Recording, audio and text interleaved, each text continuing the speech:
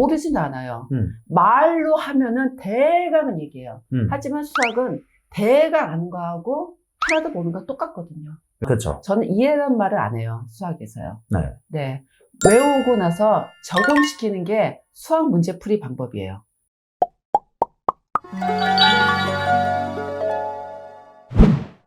안녕하세요. 대치동 캐슬입니다. 오늘은요, 제 옆에 정말로 여러분들이 궁금해하는 답을 해주실 것 같은 서울대 수학교육과 출신의 대치동 학원 원장님을 모셨습니다. 안녕하세요.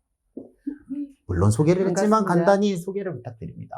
저는 이제 여기 김현정 수학학원 원장 김현정입니다. 네. 심플하시네요. 네. 그 원장님은요, 서울대학교 수학교육과를 나오시고 경기여고에서 일단 공립학교 선생님으로 6년을 근무하시다가 네. 이게 일하는 노동에 비해 대가가 이게 좀 애매하고 막 이동해야 되거든요. 선생님들 공립이니까. 네.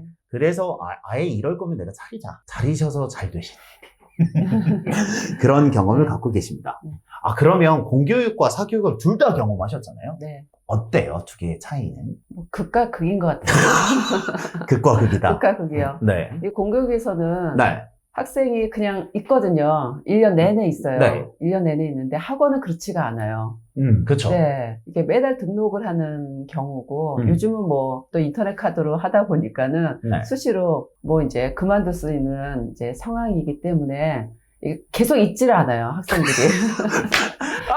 제일 슬프다. 계속 있지 않아요, 학생들이. 있지 않을 수도 있기 때문에 그죠. 있게 해야 되기 위해서 굉장히 노력을 많이 해야 돼요. 네, 그게 굉장히 많이 틀려요.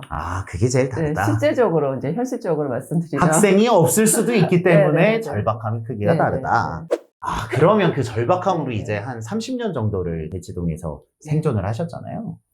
그럼 진짜 많은 학생들을 보셨을 네, 텐데 주로 고등학생을 네. 주로 가리지시죠. 네, 네, 네. 학생들이 뭐 뻔한 얘기지만 왜 많이 수학을 포기하나요? 진짜 많이 저요? 보면. 네네. 수학을 너무 많이 어려워하고, 네.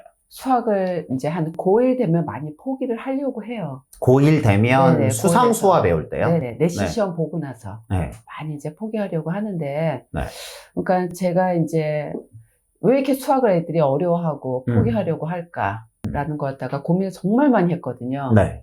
그러니까 공부 방법이 좀 잘못됐어요. 방법이 잘못됐다. 방법이 잘못됐어요. 공교육과 사교육을 모두 경험한 분으로서 내가 해보니까 공부 방법이 잘 모르고 있어요. 학생이 잘 모르고 있고, 어머님들도 방법을 잘 모르고 있고. 네. 그래서 제가 한번 정리를 한번 해봤어요. 어떻게 하면은 공부를 더 잘할 수 있을까. 그래서 나온 책이 네네, 이 맞습니다. 수학은 암기다라는 책입니다. 네네, 제가 네네. 보시면 알겠지만 제가 암기에 대한 사랑을 하는데 이 책 네. 제목 자체가 끌려서 실은 제가 인터뷰 요청을 한 거거든요. 일단 현실을 먼저 볼게요. 어떤 상황에서 제일 포기를 하게 되나요? 그러니까 포기하게 된 경우가 네. 중학교 때는 학교 시험을 보면 네. 100점 맞는 애들이 굉장히 많아요. 많죠. 실질적으로. 굉장히 A를 많아요. 받는 애들도 많고. 네, 굉장히 많아요. 근데 이런 학생들이 고등학교를 가면 네.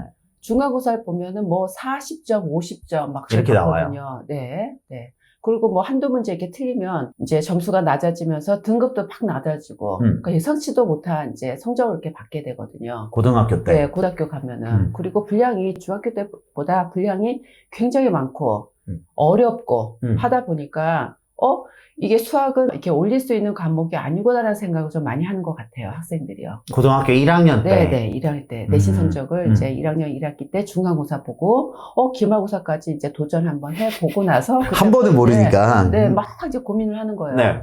그래갖고 제가 이제 그동안에 학원에서 학생들하고 상담하고, 특히 또 학부모님들하고 상담하고, 그리고 이제 입학 테스트 보고 오는 학생들이 그쵸. 상당히 많잖아요. 그렇죠. 보면은 이제 레벨 테스트 하고 나서 어머니들하고 상담하다 보니, 잘못된 방법을 사용하고, 그 다음에 잘못된 생각을 가지신 경우가 너무 많아요. 이 말이 너무 많아요. 솔직히 조금 위험할 그래서- 수도 있으나 내가 수학교육과 나와서 네. 내가 전문가인데 네. 잘못됐다. 너무 많아요. 설명을 하다 보면은, 제가 그래서 그동안에 설명하면서 어머니께 많이 정리를 해드려요. 울분이 느껴집니다. 네. 네. 막 조목조목 이렇게 말씀을 드려요. 설명회 때. 네. 네. 그러면 좀 시원해요. 음. 네. 근데 코로나 동안에 아, 이게 오프라인 설명이 잘 못하고 온라인 설명하다 보니까 이제 좀 많이 좀 어머니께 드릴 말씀이 좀 많이 쌓여 있어요. 그래서 좀 정리를 했어요. 학생하고 학부모들이 잘못 알고 있는 방법, 수학 공부 방법에 대해서 그걸 제가 좀 정리를 했어요. 제일 단도직입적으로. 외워야 돼요. 너무 어려워서 문제를 못 푸는 거예요. 너무 좋아요. 그거를 모든 선생님들이 다 알고 있어요. 네. 외워야 된다는 걸 다 알고 있는데 감히 용기 내서 말을 못하는 것 뿐이세요.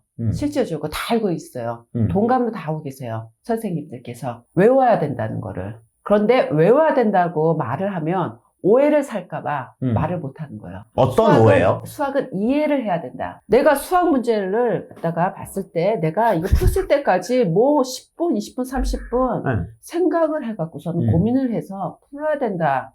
이제 그렇게 저변적으로 알고 있는데 절대로 아니거든요. 저는 풀고 나서 채점해서요. 오답할 때 해답지 보고 공부하라고 그래요.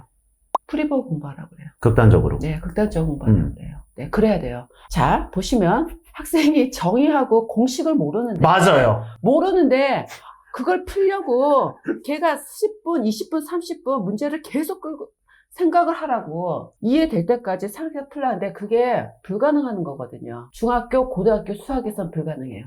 그렇죠. 네, 불가능해요. 그 학생이 판별식으로 정확히 모르고 있는데 문제가 안 풀리거든요. 그러니까 채점에서 틀려서 오답이 나오면 풀이 보고 공부를 해야 돼요. 풀이 보면서 내가 어떤 데에서 이제 정의를 잘못 알고 있는가, 공식을 잘못 알고 있는가, 예, 그거를 파악해서 다시 개념 공부를 해야 된다는 거예요. 네, 그 풀이를 보고 공부하라는 게 쉽게 답을 보라는 게 아니라 풀이 과정에서 내가 뭐 정의를 몰랐든 성질을 몰랐든 조건을 몰랐든 뭘 몰라서 틀린 거니까 내가 몰랐던 부분을 보강해서 이렇게 지식을 추가하라는 얘기거든요.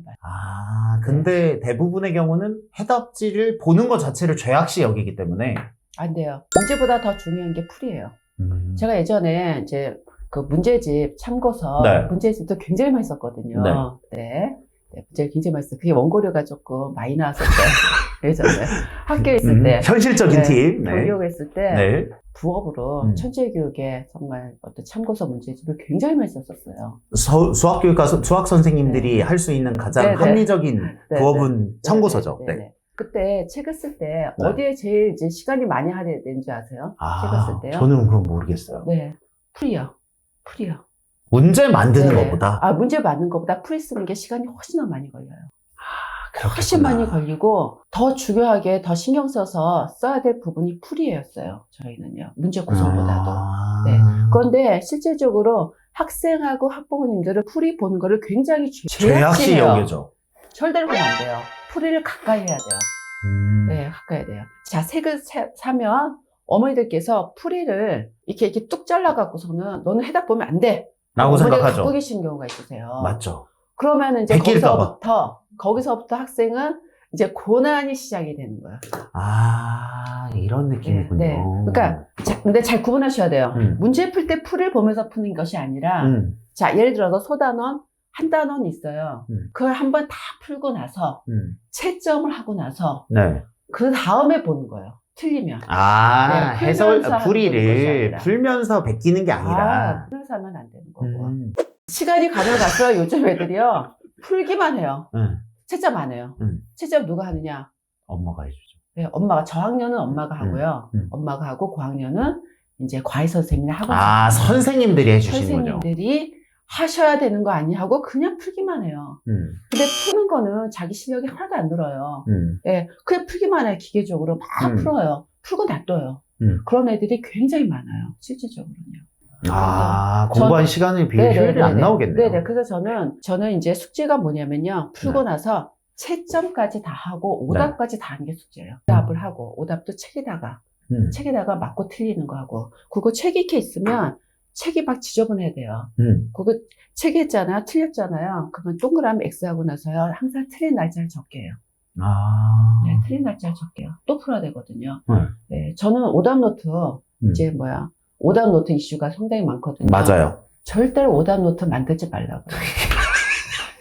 저는 좀 이런 거 너무 좋아요. 내가 수교과인데 오답 노트 만들지 말라고. 현실적으로 이렇게 말씀드려요. 전 이제 수학도 전공했고 수학 교육도 전공했거든요.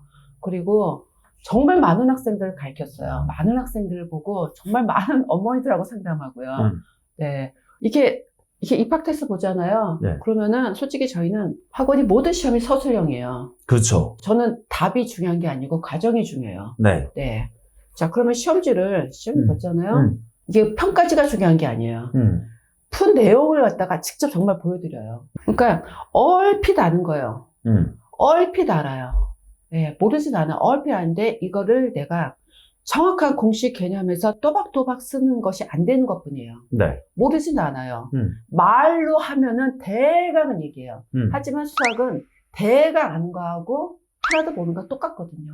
왜냐면 답이 네, 틀리면 어차피 답이 오답이니까요. 틀리기 때문에 네. 이렇게 돼요. 물론 이제 시발과정 할 때 그쵸. 아예 안 배운 애들하고 또 조금이라도 배운 애하고 차이가 있겠지만 그래서 정의를 알아야 된다. 네네. 정의를 하면은 그 다음에 나오는 성질은 그냥 알게 되는 거거든요. 그렇죠. 저는 이해란 말을 안 해요. 수학에서요. 네. 네.